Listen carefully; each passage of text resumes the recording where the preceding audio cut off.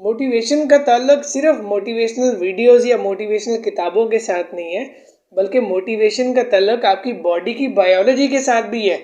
आपकी बॉडी की केमिस्ट्री के साथ भी इसका बड़ा गहरा ताल्लुक है। अगर आपकी बॉडी की केमिस्ट्री खराब है, आपके जो हैप्पी केमिकल्स हैं, हैप्पी हार्मोन्स हैं, अगर आप में वो कम हो चुके हैं, आपके माइंड में वो कम रिलीज होते हैं, तो आप मोटिवेटेड नहीं रह सकते।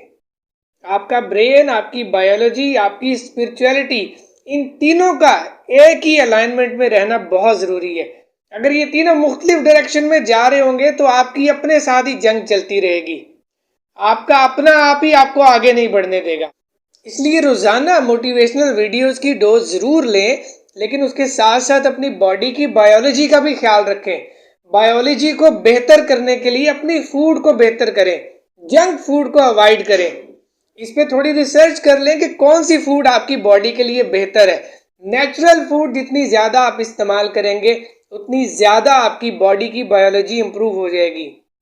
उसके साथ एक्सरसाइज को अपनी डेली रूटीन का हिस्सा बना लें। चाहे वो थोड़ी सी एक्सरसाइज करें, 10-15 मिनट वॉक कर लें, या कोई भी छोटी मोटी एक्सरसाइज डेली बेसिस पे उसको आप अपनी लाइफ का हिस्सा बनाएं।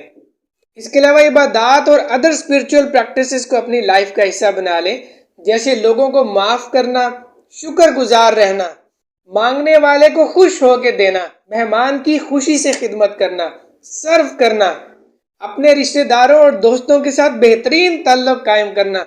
इन सारी चीज़ों की जब आप प्रैक्टिस करना शुरू कर देंगे, तब आप हैरान कुन हद तक देखेंगे कि आपका मोटिवेशनल लेवल बहुत हाई हो चुका है।